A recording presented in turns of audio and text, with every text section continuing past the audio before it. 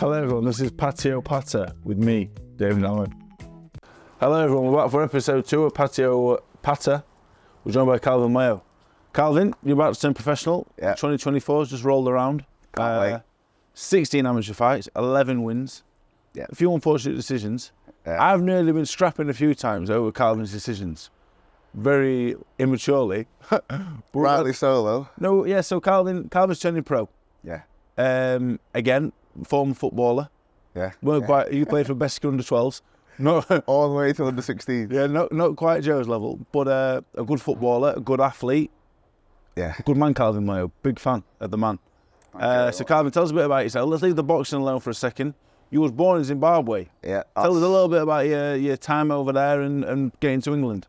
So a lot of people don't know that, but Yep. yeah, I was born in Zimbabwe, in Bulawayo. I moved over here when I was just past my first birthday. My dad had came over before us and like got our place and stuff. Straight to Doncaster. No, but I can't remember. I should know It was more. one at a time. We'll let you off. Yeah, I should know more, but I don't really know. Yeah. But anyway, we've come back, we've come over, moved around and yeah, landed in Doncaster. So when you first started speaking, was you speaking English? Was they your first words? Obviously, because you spent the first year and a bit of your life in Zimbabwe. Yeah. You're hearing their native language. I'm not sure what it is to speak there. Yeah. So what are you speaking in straight away? English or? Well, I don't know. But I think I spoke English. You think your first words were English? No, they're definitely English. Yeah. And then I'm gradually, like, even now, I'm learning how to speak my native language. How many times have you been back over there? A few times, a good few times, and I love it every time. Like, my granddad's You're still over there? yeah, he refuses to come over. Like, we tried bringing him, but he's an old school man. Like, So let's mix the boxing with the Zimbabwean heritage. yeah. Is the dream to go back to boxing Zimbabwe one day? How high is that in your list of aspirations to do as a professional boxer? Not very high. What is high then? Give me the list. The highest is I want to put Zimbabwe on the map and, you know, like, show people from there. Who's the best Zimbabwean boxer we'll have heard of? So, Dave Chisora? yeah. You got some, think so, you got yeah. some catching up to do. Yeah. I know, but then again, I don't really hear him talking too much about Zimbabwe, or maybe I've missed the. Yeah. So what about footballers? Who's the most famous Zimbabwean sportsman we know? Chisora. Chisora, yeah. Can you think of any? I can't think of any. What about the cricketers? Cricket got a good side? Nah, Used to have a good side? Nah. Zimbabwe, I don't even know. Football? Football, Any Orlando footballers? Pirates. I went to watch a game and it is hectic. Like, Who's the best footballer ever produced out of Zimbabwe? no idea. Go and tell me. No idea. The only person I know is Derek Chisora. Dave Chisora, Calvin Moyo. This is the second best sportsman ever to come out of Zimbabwe. Yeah, so Chisora, if you ever see this, I'll call you for number 1. He can't make it. He's not a heavyweight, so Yeah. leave him alone. Anyway, moving on. So 2024 is the year you're going to turn professional. Yeah. You had a good amateur career, decent amateur career, Yeah. a better one than I anticipated. Yeah. I met Calvin at a local amateur gym.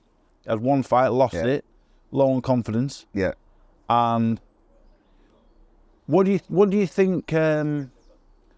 What do you think it was that turned you around? Like speaking to Joe, you know, he feels like, you know, upset early in his life.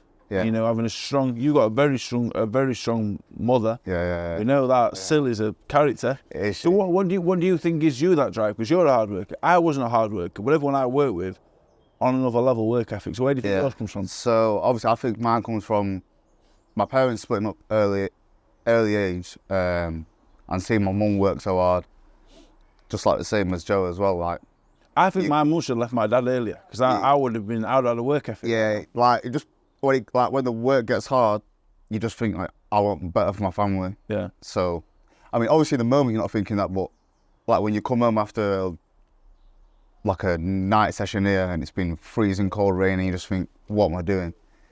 But then you're like, nah. Like, for me anyway, it's because I want a better life for my family, my girlfriend, everyone. So yeah, that's the reason why it gives me that extra push.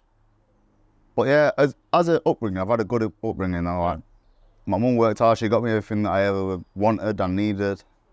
So I can't really complain too much. Like, but then again, like I've been through the struggle as well. There's been some struggles, but I sort of like underplay it because I'm grateful for everything that I did have. Yeah.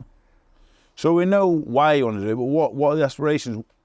I'm not going to say a word. I know what I think about you. I know what I think you can achieve. Yeah. What do you think you can achieve? Realistically, what do you think you can achieve? What would you be happy with? You know, what are your dreams? First of all, what are you dreaming of? And then realistically, what do you think you can do? My dream is like, but the reason why I first got into boxing was Mayweather. Like the bright lights, the cameras, all the action, everything just being skillful. Like for me, boxing's all skill, like a skill sport. It's not about the anger and the fighting and what people think.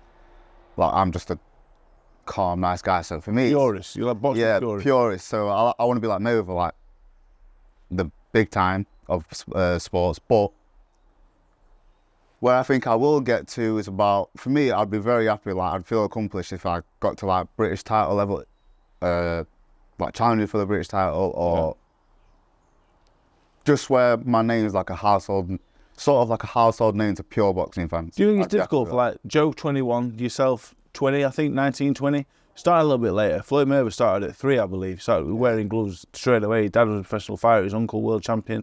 So, do you think? What would your advice be to other late stars? Again, first time you fight, I think 19. You first fight at the other gym. What would be your advice? Are you glad you started a little bit late? Do you think you was more ready physically and mentally, or would you say to start earlier? I think it's a good thing to start earlier because you, like we always speak about, like you don't get the bad habits and stuff like that. But at the same time, if I started earlier, I feel like I would have left earlier because boxing is, everyone says it, but it is one of the hardest sports I've ever done. And mentally, I want to be ready younger. Yeah. And I feel like now is the perfect time to go professional. Like I've got a good life at home, and like I've got no other distractions, so I can put everything into this. But as a young kid, I think it would have been harder for me. Like I was a bit of a loose cannon.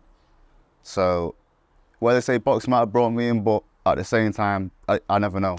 Yeah. It might have gave me confidence to be even more of a loose cannon, causing trouble and all this. But yeah, I think I've started at the right time. And for late starters, I don't think it's ever, well, obviously sometimes it can be too late, but I think for like 19, 20-year-olds, if they want to start it, you should start it. But just know you got to put everything into it, and there's no cutting corners. As soon as you cut corners, you get found out.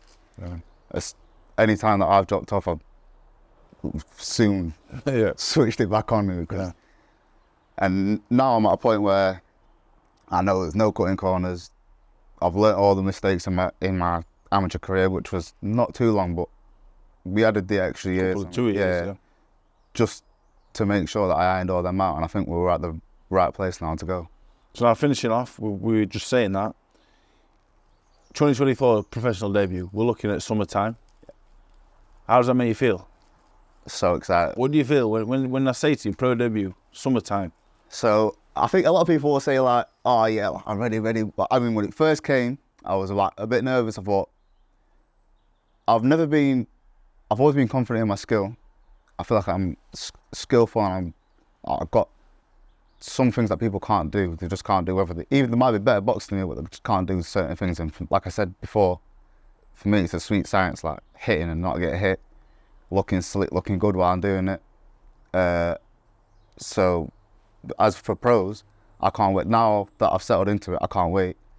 I just can't wait to be in the ring and just be under the lights, everyone there, the ring walk. So what have you got to say to people? I mean, you're a very popular man around these areas. What have you got to say to people coming to support? Yeah, I want to say thank you to everyone that's thinking about coming, that's going to come.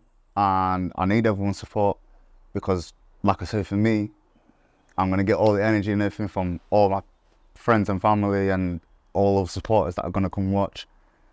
And you'll be in for a good show. It's not just going to be anything that you're always seeing.